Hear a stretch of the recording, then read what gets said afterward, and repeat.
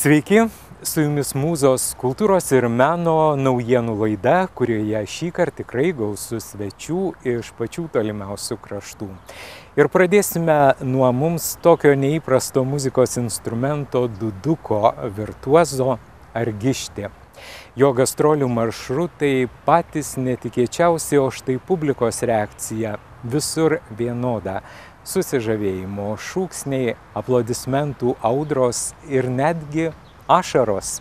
Šis armėnų kilmės muzikantas Lietuvoje surengė vos 2 koncertus. Vienas vyko sostinėje, o kitas Bistrampolio dvare. Prieš 11 metų nusprendus atstatyti ir sutvarkyti dvarvietę, siekiant pritraukti daugiau entuziastų, buvo surengtas pirmasis Bistrampolio muzikos festivalis. Tiesa, anot kunigo Rimanto Gudelio, pirmieji renginiai labiau priminė parapijiečių kermošius, tačiau šiandien festivalio rengėjai gali didžiuotis išties aukšto meninio lygio programa. Laikui bėgant mes susitvarkėme, susiremontavome Bistrampolio dvaro žirgyną, kurį pavertėme koncertinę salę.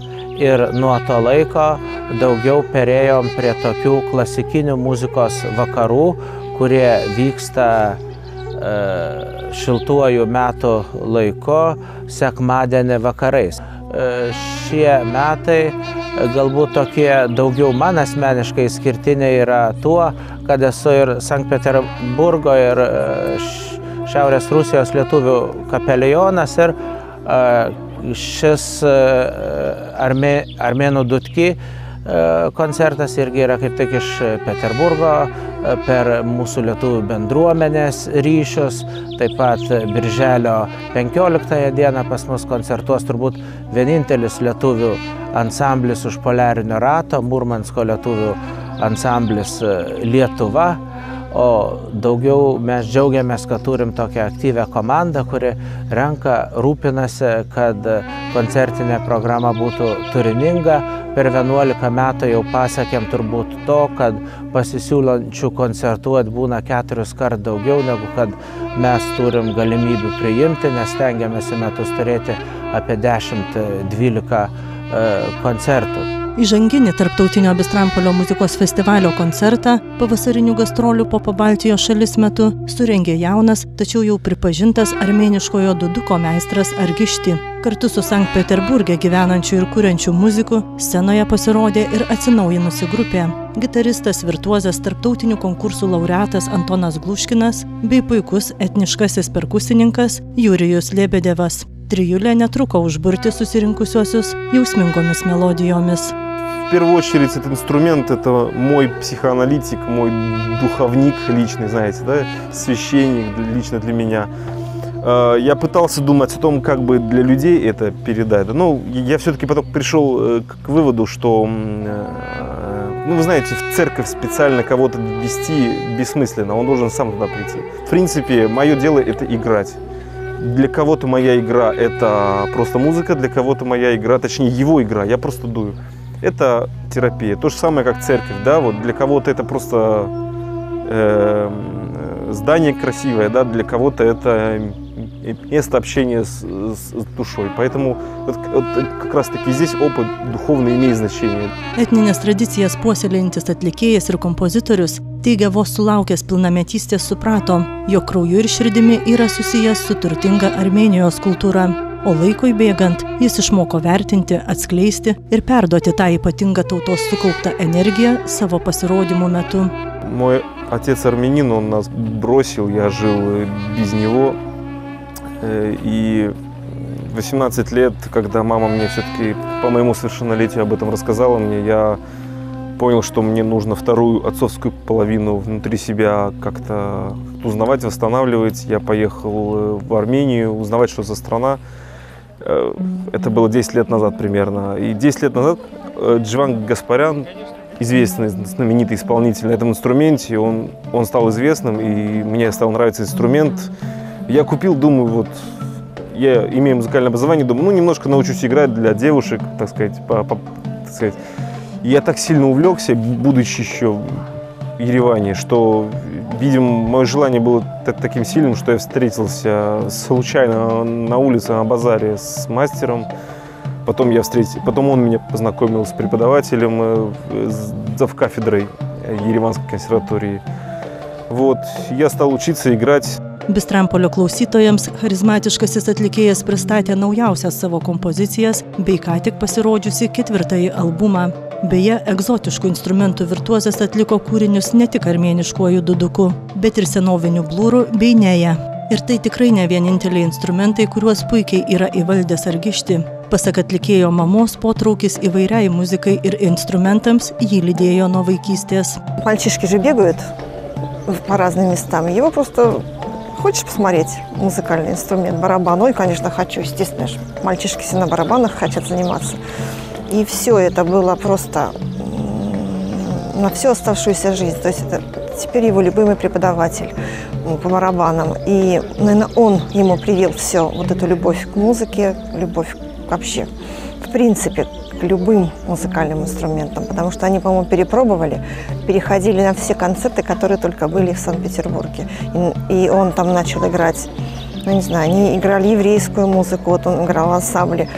Тоже он ездил с ансамблем русских народных инструментов там по разным странам, и по Франции, и в Чехии они были, и по городам России.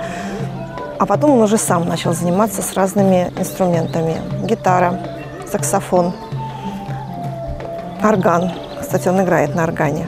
Он перепробовал несколько инструментов и вот остановился на дудуке. У меня просто мой отец, его дед, конечно, сказал, ну, что это за дудка такая? Играл, и тут на какой-то дудке остановился. Ну, а потом-то Женя доказал, что эта дудка, наверное, одна из самых лучших инструментов, всех, на которых он вообще играл. Koncerte, kaip ir naujausiame atlikėjo albume, galima išskirti dvi sudedamąsias ir viena kitą harmoningai papildančias muzikos grupės. Vienoje jų atiduodama duoklė laiko nugludintoms senovinėms armėniškoms melodijoms, kitoje eksperimentuojama jungiant duduką ir kitus muzikos instrumentus, tačiau didžiausi iššūkiai ir eksperimentai dar laukia ateityje. В основном я экспериментировал пока что с разными музыкальными инструментами из разных культур. Это индийская культура, это ситар, это ударный инструмент, который называется табла. Они сегодня как раз участвуют. Я экспериментировал с австралийскими инструментами, с академическими инструментами, скрипка, виолончель, да, с гитарой. Вот, то есть только все началось. В 4-м альбоме у нас даже есть русские гусли. Дудук с русскими гуслями. И дудук играет в мажоре в этой мелодии, что вообще редко дудук исполняет в мажоре. Я думаю, что основной эксперимент ждет меня впереди не с инструментами, а именно стилистически. Вот я хочу попробовать с металлом, ну такой стиль, да, метал, прогрессив, индастриал. Я хочу с ними поэкспериментировать. Потом следующий альбом у нас будет полностью посвящен экспериментам с электроникой. То есть какие-то хаус, техно, да, драм н бейс.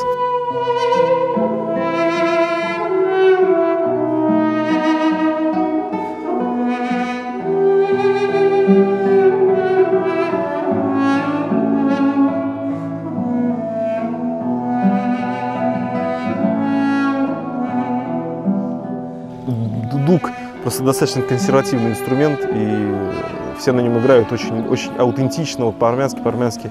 А мы стараемся сделать его более интересным, более поле зрения расширить, но не опошлить, да, то есть чтобы дудук оставался дудуком, контекст изменить. Armėniškasis dudukas gaminamas iš abrikoso medienos ir skaičiuoja daugiau nei 3,5 tūkstančio metų nuo dantiruoščiuose aptikto šio instrumento aprašymo.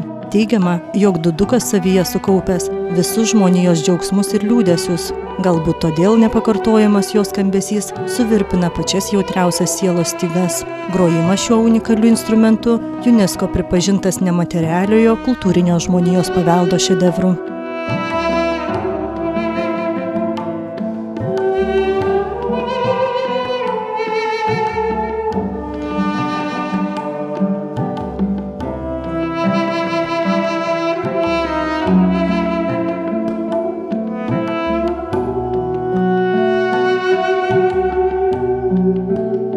Argišti koncertai – tai malonumas ausiai ir širdžiai, tai nepriekaištingai atliekamos rinktinės armėniškos ir rytietiškos melodijos, dvelkiančios Ararato viršūnių grynumu. Naujausios kompozicijos įgavo kiek kitokios energijos. Jos tapo stipriomis, išdidžiomis, tampriomis ir jautriomis tarsi kalnų ereliai, skaidriomis ir romantiškomis, lyg krikštolinis upelis besiveržiantis tarp uolų, teigia koncertų rengėjai. Я второй раз в вашей стране, где очень особенное у вас тут настроение. В первый раз я был в декабре, успел неплохо посмотреть Вильнюс. В этот раз я на природе вижу богатство вашей природы и бережное к ней отношение вызывает уважение к вашей нации. Ну и я скажу вам эти слова. Добродушные. Линкеймай, висемс инит, телевизиас, журовамс, буките лайминге.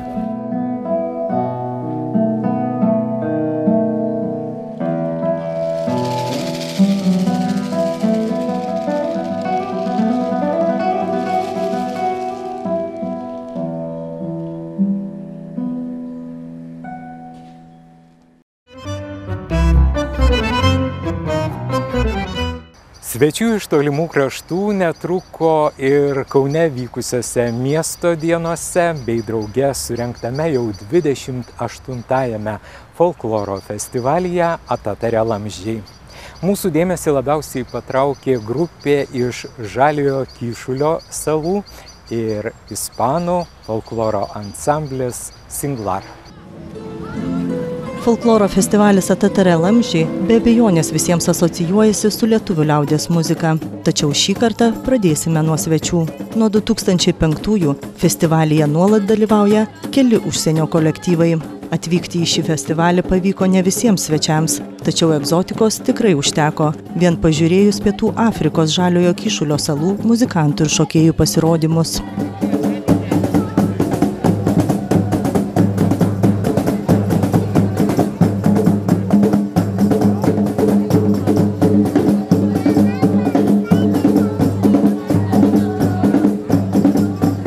Temperamentinga, nuotaikinga sinkopuotų ritmų palydima muzika skambėjo ir iš autonominio Ispanijos regiono Aragono atvykusio kolektyvo Singlar koncertuose. Aragono gyventojai puikiai supranta ispaniškai, pakraščių gyventojai patyrė stiprią prancūzų, oksitanų, baskų ir katalonų kalbų įtaką. Tačiau siekdami išlaikyti regioninį tapatumą, didesnė dalis gyventojų vis dar kalba senąją aragoniečių kalbą. Ispanija turi labai daug ir įvairių tradicijų, tačiau mes norime parodyti senuosius Aragono šokius, o dainos skamba tik originalia senąja šio regiono kalba. Mes kaip ir jūsų tauta siekiame išlaikyti savo tautinį paveldą, todėl ir mūsų grupė per muziką šokius skatina senųjų tradicijų tęstinumą.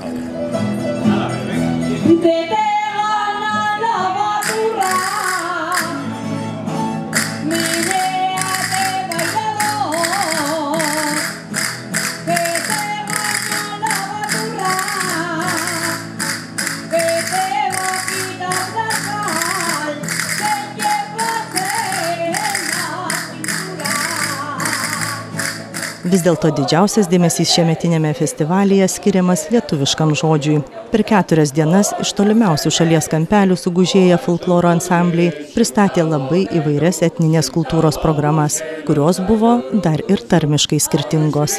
Visa Lietuva mini tarmių metus šiais metais ir mes būtinai turim atiduoti duoklę šitam paminėjimui, nes mūsų centras yra Kauno tautinės kultūros centras ir turime puoselėti tautinę kultūrą.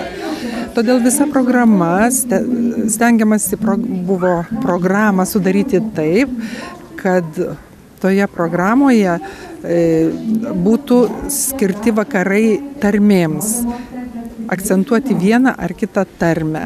Be to buvo pakviesti kolektyvai iš visų regionų Lietuvos, atvyko netgi iš Klaipėdos krašto, žemaičiai iš Telšių atvyko, Spigens kolektyvas ir tų atvykusių yra labai nemažai. Iš viso festivalyje dalyvauja per 900 dalyvių. virš 50 kolektyvų, surengta per 30 koncertų. Kiekvienas koncertas turi savo pavadinimą, kiekvienas koncertas turi tam tikrą prasme. Dalyviai ir klausytojai linksminosi teminėse vakaronėse, Povilo Stulgos tautinės muzikos instrumentų muziejuje vyko dainorėlių ir pasakorių varžytuvės lietuvių tarmėmis ir šnektomis. Kaip laumė lipo į stakles, jai labai sekėsi austi. Aš nespėjau trint šeivas, kaip šis spėjo aust. Aš nespėjau trint, kaip šis spėjo aust. Ir tiek daug rietimų priaudėm. Bet aš buvau girdėjus, kad jeigu laumės vardą neatspėsi, tai baigus austi išsineša visą audimą. Ryšių istorijos muziejaus kiemelyje laukė programa visai šeimai lietuviško žodžio keliu. Susirinkusieji ne tik dalyvavo spėlionėse, žaidimuose, bet ir klausėsi autentiškais lietuvių liaudies instrumentais muzikuojančių vaikų. Į netradicinę, itin turtingą tarmėmis ir patarmėmis muzikinę kelionę po senolių Lietuvą pakvietė Kauno tautinės kultūros centro folkloro ansamblis Dailingė.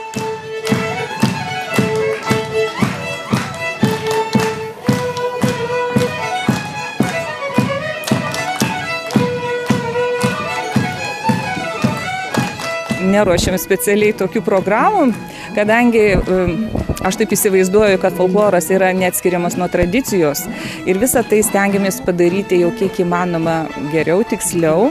Todėl ieškodama repertuaro aš stengiuosi išlaikyti to krašto tarmę, specifiką, sakykime, grojimo, sudėtį kolektyvo kapelos, nes, pavyzdžiui, skirtingose regionuose yra skirtinga kapela, skirtinga sudėtis, skirtingi instrumentai. Pirmiausia, išsiaiškiname šeimos kilmę, iš kurio regiono turi daugiausia kraujo.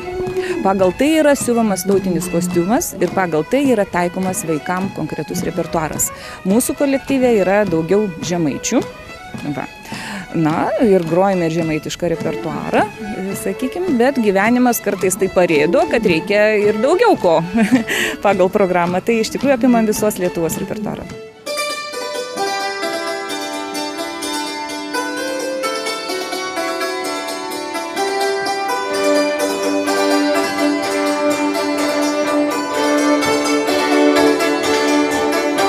Grojam, dirdinuojam visi nuo pačių mažiausių iki pačių didžiausių.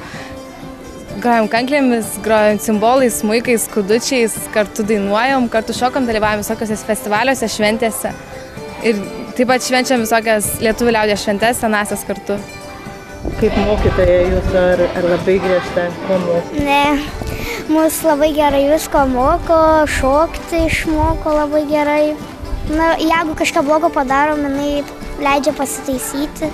Išmokau skudučiais groti, folkloriniai dainuoti, po to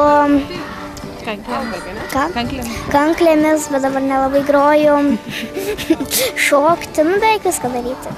Ar patinka jums abiems liaudies muzika Lietuvoje? Išmokai mylėti lietuvių muziką, lietuvių kultūrą visą.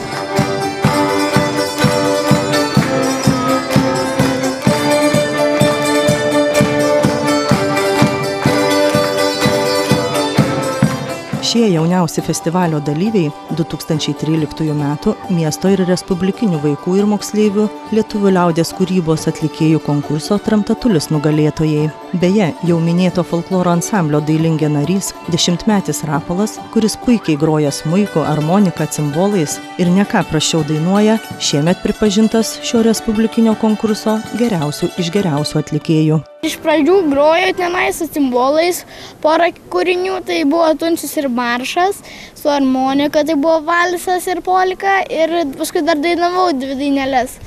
Tai paskui, kai jau išėjau į tą respublikinį, tai vieną dainelę mes pakeitėm ir, tai pasisekė man. Ar smagu laimėti? Labai geras jausmas. Drąsiai prie mikrofono jautėsi ir jauniausias, bet tikrai neprasčiausias šio kolektyvo būgnininkas ir dainorėlis Steponas Garnys.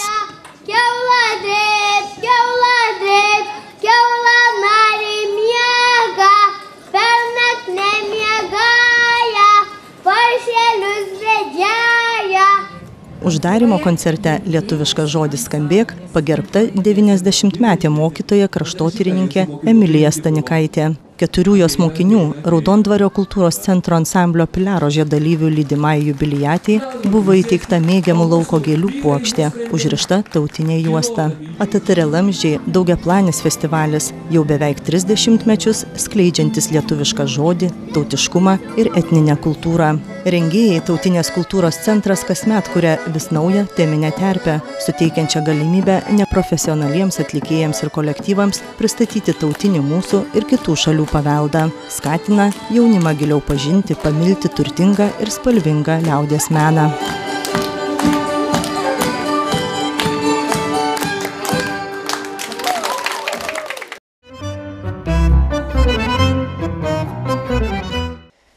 Jau atskubėjome pas mūsų laidos bičiulius į Kauno centrinį knygyną ir pristatome mūsų laidos partnerio leidyklos Tyto Alba knygas, skirtas specialiai vasarai. Pradėsiu nuo mistinio romano Angelologija. Jo autorė, amerikietė Danielė Trusoni, studijavusi istoriją ir literatūrą, skaitytojus užkariavo jau pirmojų bandymų. Jos romanas buvo kaip mat pastebėtas ir išliaupsintas tėvynainių kritikų, kaip mįslingumu ir įtampa pranokstantis net Brauno Da Vinčio kodą, o vėliau sulaukė didžiulio pasisekimo ir daugelėje užsienio šalių. Pagrindinė šio mistinio fantastinio romano veikėja Evangelina, jauna vienuolė pranciškonė, darbuojasi Šventosios Rozalijos vienuolyno bibliotekoje. Vienuolynas garsėja savo angelų atvaizdų kolekciją. Kartą mergina aptinka garsios filantropės laišką vienuolyno abatei. Jame rašoma apie kažkokią ekspediciją 1943-aisiais išsiųstą į Bulgariją. Ten Rodopo kalnuose aptikta kai kas svarbaus. Tai prasideda pasakojimas apie didžiąją paslaptį siekiančią tūkstančius metų, kai prasidėjo nepabaigiamas karas tarp žmonių giminės ir nuostabių pabaisų nefilimų, palikuonių tų, kuriuos žmonių dukterys gimdydavo nuo Dievo sūnų. Taigi štai tokiame fone ir prasideda paslaptingų įvykių karuselė, kuri įtraukia mūsų heroję vienuolę į angelologų bendrijos veiklą.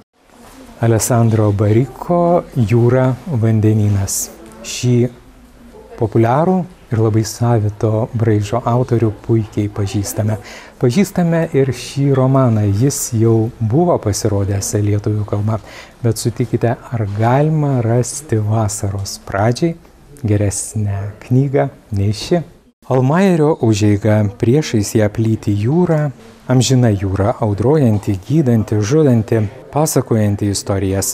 Dailininkas suriu jūros vandeniu tapantis baltas drobes, įsimylėjęs mokslininkas, niekaip negalintis užbaigti ribų enciklopedijos. Nuostabaus grožio moteris serganti neištikimybę, tėvas Pliušas su savo maldomis, Eli Evina, trapi mergaitė, vieną naktį be jokios baimės tampanti moterimi, ir vyras, perplaukęs visus vandenynus, kurio akys lyg medžioklėn išėjusio žvėries. Šis romanas meilės ir keršto, vienatvės ir vilties istorijos. Šimtai būdų gyventi ir mirti. Klausydamasis tų istorijų nuolat girdi jūros ošimą. Taigi tiek iš mūsų bičiulių leidyklos Tyto Alba, o dabar dar šiek tiek poezijos. Naujausioje Gintauto Labanausko knygoje surasite pojūčių, būties, šiandienos aktualijų, laiko stebėsenos, gamtos, etikos, net karo bei meilės krislus. Jie išsiskiria iš kitų autoriaus knygų savo estetiką, poetiką, pasirinktų taupių kalbėjimo būdų. Šitoje knygoje yra truputėlis to, kas yra tikras gyvenimas, dėl ko mes čia atėjome tą pasaulį. Ką mes čia veikiame, kiek laiko ilgai būsime ir dėl ko mes čia būsime. Na, tai yra tokie stabtelimai ir pasikalbėjimai su supančia aplinka, su pasauliu, nebūtinai su gyvuoju, ir su pačiu savimi. Aš manau, kad kiekvienam žmogui tai reikia padaryti, tačiau kiekvienam žmogui ateina skirtingas laikas. Panašu, kad keletas akimirkų buvo ir pas mane ir aš įsidėjau šitą knygutę. Ši knyga kaip rupi druska. Jokio melo, jokio pataikavimo, jokių žaidimų. Tik tiesų žodžiai. Aštrios temos, sarkastiška realybė, egzistencinės išvalgos, romantika, desperacija, veržlus ėjimas prieš vėją. Greičiausiai tai ir vadintina kurti poeziją su charakteriu. Knygos anotacijoje rašo redaktorė Eugenija Vaitkevičiūtė. Kiekvienas žmogus, jeigu jis neegzistuoja gyvena, turėti savo saviraiškos priemonės.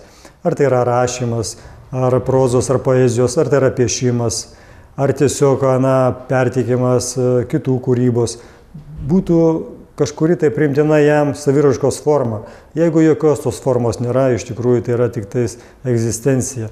Kaip tokio išmintingo karoso, kuris pusę gyvenimo gulėjo ant vieno šono ramiai, nesverždamas į tėkmę, ir paskui pusę gyvenimo nugyvenęs apsivertė ant kito šono, kad kitas šonas pailsėtų nuo dumblo. Kiekvienam iš tikrųjų pačiam reikia spręsti, ar žmogus, ar karosas. Ir dar šiek tiek apie autorių.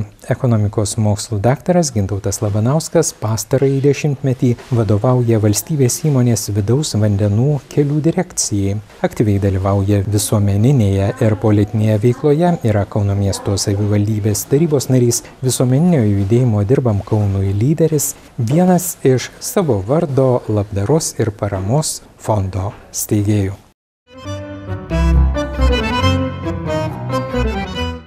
Ir tai jau viskas, ką norėjome jums parodyti šioje laidoje.